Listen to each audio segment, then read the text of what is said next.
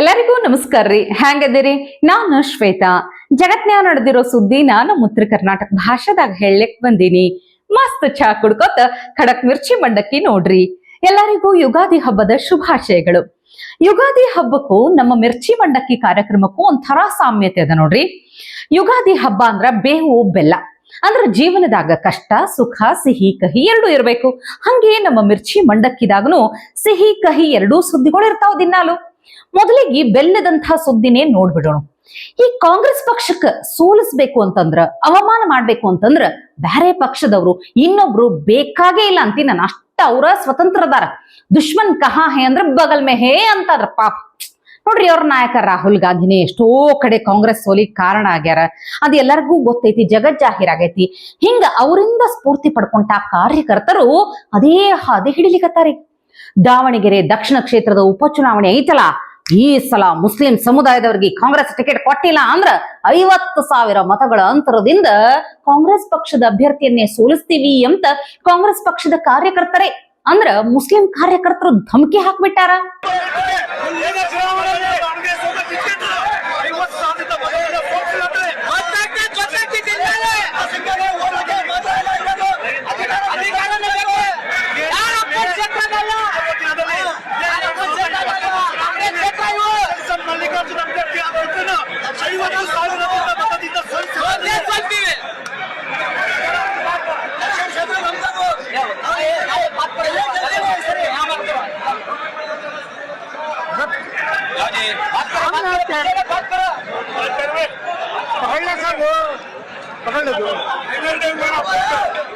ಅಲ್ಪಸಂಖ್ಯಾತರಿಗೆ ಟಿಕೆಟ್ ಕೊಡಬೇಕು ಅಂತ ಮುಸ್ಲಿಂ ಸಮುದಾಯದವರು. ಇನ್ನ ಮಂತ್ರಿ ಆದಂತಹ SS ಮಲ್ಲಿಕಾರ್ಜುನ ಅವರ ಮಗ ಅದಾರಲ್ಲ ಸಮರ್ಥ, ಅವರೇ ಕರೆಕ್ಟ್ ಅಭ್ಯರ್ಥಿ, ಅವ್ರಿಗೆ ಟಿಕೆಟ್ ಕೊಡ್ಬೇಕಂತ ಮತ್ತೊಂದು ಬಣದವರು.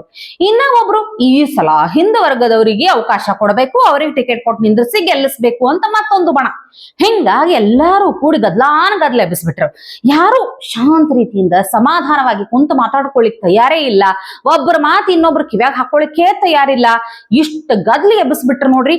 ಅದರಾಗೂ ಅಲ್ಪಸಂಖ್ಯಾತರಂತೂ ರೊಚ್ಚಿಗೆದ್ ಬಿಟ್ರ. ಏನ ದಾವಣಗೆರೆ ದಕ್ಷಿಣ ಕ್ಷೇತ್ರ ನಮ್ಮದೈತಿ, ಯಾರಪ್ಪನ್ ಸ್ವತ್ತಲ್ಲ.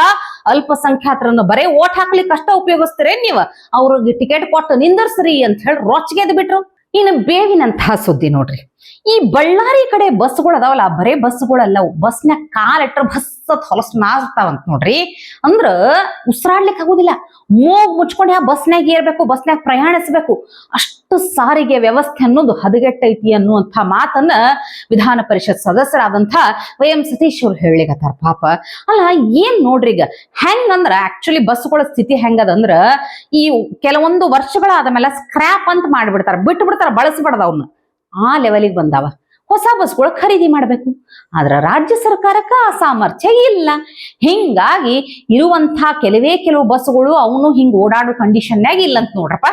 ನಮ್ಮ ಬಳ್ಳಾರಿ ಬಸ್ಗಳಲ್ಲಿ ನೀವು ಬಂದ್ರೆ ಫಸ್ಟ್ ನೀವು ಹಿಂಗ ಮೂಗಿಡ್ಕೊಂಡು ಒಳಗ್ ಪ್ರವೇಶ ಮಾಡ್ಬೇಕು ಬಸ್ಸಲ್ಲಿ. ಆ ಬಸ್ ಯಾವಾಗ ಕ್ಲೀನ್ ಆಗಿದೆ, ಯಾವಾಗ ತೊಳೆದಿದ್ದಾರೆ, ಯಾವಾಗ ಅದನ್ನ ಎಂಜಿನ್ ಚೆಕ್ ಮಾಡಿದ್ದಾರೆ, ಅದೇನ್ ರನ್ನಿಂಗ್ ಅಲ್ಲಿ ಇದೆಯಾ ಇಲ್ಲ, ಆ ವಿಂಡ್ ಶೀಲ್ಡ್ ಸರಿ ಇದೆಯಾ ಇಲ್ಲ.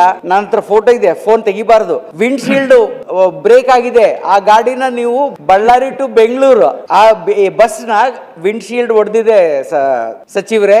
ಆಮೇಲೆ ಬಸ್ ನೀವು ಎಷ್ಟು 15 ವರ್ಷಕ್ಕೆ ಏನೋ ಸ್ಕ್ರಾಪ್ ಮಾಡ್ತಿರಲ್ಲ. ನಂದು ಒಂದೇ ಒಂದು ಪ್ರಶ್ನೆ ನಿಮಗೆ ಅಡಿಷನಲ್.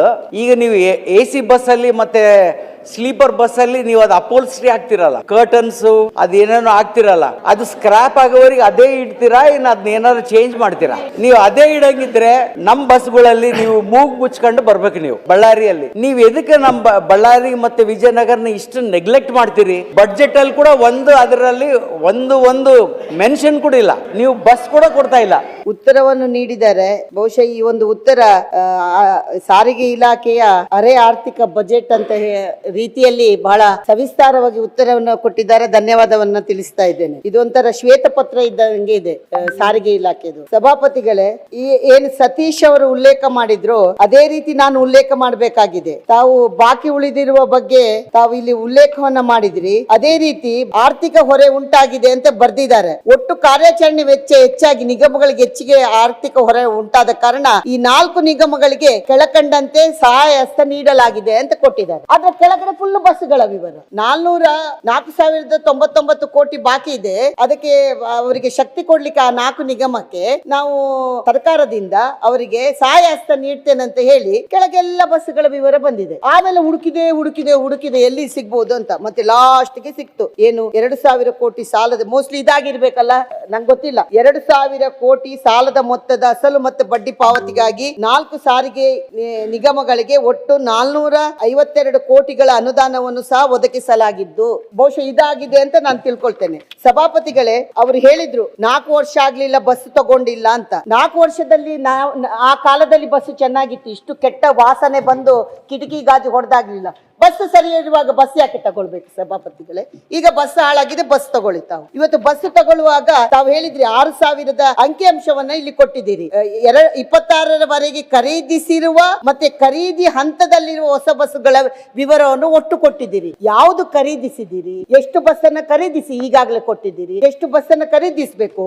ಬಜೆಟ್ ನಲ್ಲಿ ತಾವು ಕಳೆದ ಬಾರಿ 25-26ನೇ ಸಾಲಿನ ಬಜೆಟ್ ನಲ್ಲಿ 2,000 ಬಸ್ಗಳನ್ನ ಕೊಡ್ತೇನೆ ಅಂತ ಹೇಳಿದಿರಿ. ಆದೇಶ, ಅದರದ್ದು ಖಂಡಿಕೆ ಎಲ್ಲವನ್ನು ಕೂಡ ಉಲ್ಲೇಖ ಮಾಡಿದ್ರು. ಆದ್ರೆ ಕೆಳಗೆ ಬರ್ದಿದ್ದೀರಿ ಆದೇಶ ನೀಡಲಾಗಿದೆ, ಟೆಂಡರ್ ಪ್ರಕ್ರಿಯೆಯಲ್ಲಿದೆ, ಪೂರ್ಣಗೊಂಡಿದೆ, ಅನುದಾನ ನೀಡುವ ಕೋರಿಕೆ ಪರಿಶೀಲಿಸಿದೆ, ಮಾರ್ಚ್ ಕೊನೆಗೆ ಬಂತು. ಇಷ್ಟು ಇನ್ನು 12 ದಿನದಲ್ಲಿ ಇದೆಲ್ಲ ಆಗ್ತದ?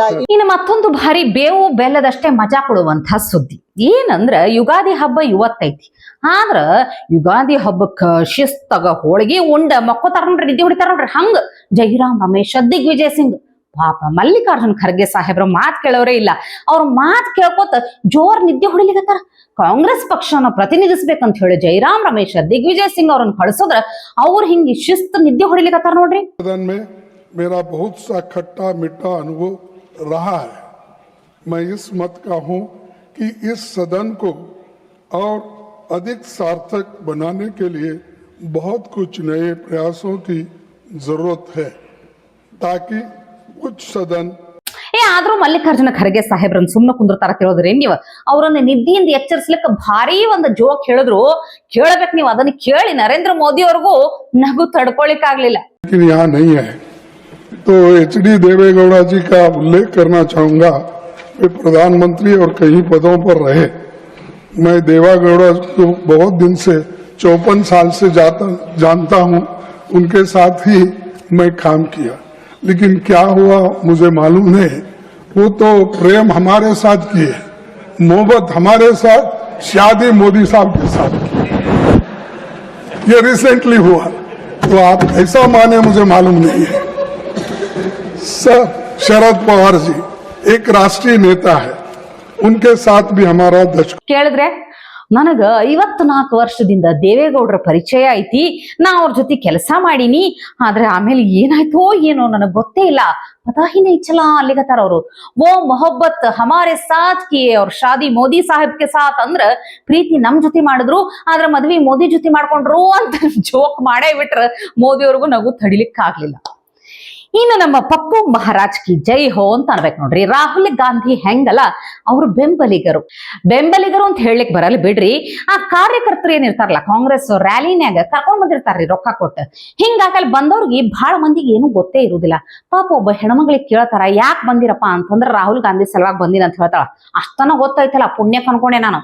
ಆದ್ರೆ ರಾಹುಲ್ ಗಾಂಧಿ ಏನ್ ಮಾಡ್ಬೇಕಂತ ಬಂದಿರಂದ್ರ, ರಾಹುಲ್ ಗಾಂಧಿ CM ಆಗ್ಬೇಕಂತ ನೋಡ್ಲಿಕ್ಕೆ ಇಷ್ಟಪಡ್ತೀನಿ ಅಂತ. ಇದಕ್ಕೆ ನಗಬೇಕು ಅಳಬೇಕು ಗೊತ್ತಾಗ್ಲಿಲ್ಲ. ಪಾಪ PM ಆಗೋ ಆಸೆ ಕನಸನ್ನ ಇಟ್ಕೊಂಡಿರುವಂತಹ ರಾಹುಲ್ ಗಾಂಧಿ ಅವರಿಗೆ ಡಿಮೋಷನ್ ಮಾಡಿ CM ಆಗ್ಬೇಕು ಅಂತ ಅನ್ಕೊಂಡ್ರಿ ನೀವು? ನಾ ಪುಣ್ಯಕ್ಕ ಅದೃಷ್ಟಕ್ಕ ನೀವು ತಿಳ್ಕೊರ್. ನೀವು ಒಂದ್ ರಾಜ್ಯ ದೆಹಲಿದ CM ಮರೆ ಆಗ್ಲಿ ಅಂತಾರ ಬಯಸಾಳಲ್ರಿ, ಅಷ್ಟೊಂದು ಸಾಮರ್ಥ್ಯ ಯೋಗ್ಯತೆ ಐತಂತ ಅನ್ಕೊಂಡ್ರಿ ನೀವು? ಇನ್ನು ಮತ್ತೊಬ್ರು ಹೇಳ್ತಾರಪ್ಪ, ರಾಹುಲ್ ಗಾಂಧಿ ಅದ ಕಾರ್ಯಕರ್ತರು ಅದೇ ರ್ಯಾಲಿನ್ಯಾಗ ಬಂದಂಥವ್ರು ರಾಹುಲ್ ಗಾಂಧಿ ಅಂದ್ರೆ ಯಾರಂದ್ರ, ನಮ್ಗೆ ಗೊತ್ತಿಲ್ಲ ರಾಹುಲ್ ಗಾಂಧಿ ಯಾರಂದ್ರ ಅಂತ ಹೇಳ್ತಾರ. ಅದೇ ಮೋದಿ ಯಾರಂತ ಕೇಳಿದ್ರ ನಂಬರ್ 1 ಪ್ರಧಾನಿ ಅದಾರ ಅವ್ರು ಅಂತ ಖುಷಿಲಿಂದ ಹೇಳ್ತಾರ. ನೋಡ್ರಿ, ಇಂಥ ಬಹಳಷ್ಟು ಜನರ ಮಾತುಗಳು ಸಿಗ್ತಾವ. ರಾಹುಲ್ ಗಾಂಧಿ ಬೆಂಬಲಿಗರು ಅಂತ ಅನ್ನಿಸ್ಕೊಂಡವ್ರಿಗೆ ಏನೂ ಗೊತ್ತಿರೋದಿಲ್ಲ. ಅವ್ರು ಯಾಕೆ ಕಾರ್ಯಕರ್ತರು ರ್ಯಾಲಿದಾಗ ಬಂದಿರ್ತಾರ, ಯಾಕೆ ಪ್ರತಿಭಟನೆದಾಗ ಪಾಲ್ಗೊಂಡಿರ್ತಾರ ಅನ್ನೋದು ಗೊತ್ತಿರಲ್ಲ. ಇದೆಲ್ಲ ಬಹಳ ವಿಷಯಗಳು ನಡೀತಿರ್ತಾವ, ಸಹಜ ಐತಿ. ಆದ್ರ ರಾಹುಲ್ ಗಾಂಧಿ ಅವರಿಗೆ ಸ್ಪೀಕರ್ ಸಹಿತ ಬಿಡಲಾಗ್ಯಾರಲ್ರಿ, ಎಂಥ ಅವಮಾನ ಮಾಡಿದ್ರೆ ಕೇಳಿಸ್ಕೋಬೇಕು ನೀವು. We know you have fondness for you. You are an ex-member of our party. Absolutely. So I will not go very aggressive today. Why you are mentioning too much? Well, you are a member of our party, sir. Ex-member. Ex-member, no. But And we are fond of you, sir. I'm here. We like you. I'm here as a presiding officer. But we like you, But sir. अगर हमारी बात आप And we know your heart is not there, sir. अगर आप मेरी We know your heart is here, sir. नहीं, मेरी बात अगर आप मानते तो वहाँ नहीं बैठे होते आप. अगर if you are sitting there तो only because of you have not taken my advice. Here I'm advising you. Here if I'm advising that you should move on the correct track. So I think so. Still you have time. Still you have time to you should move on correct track.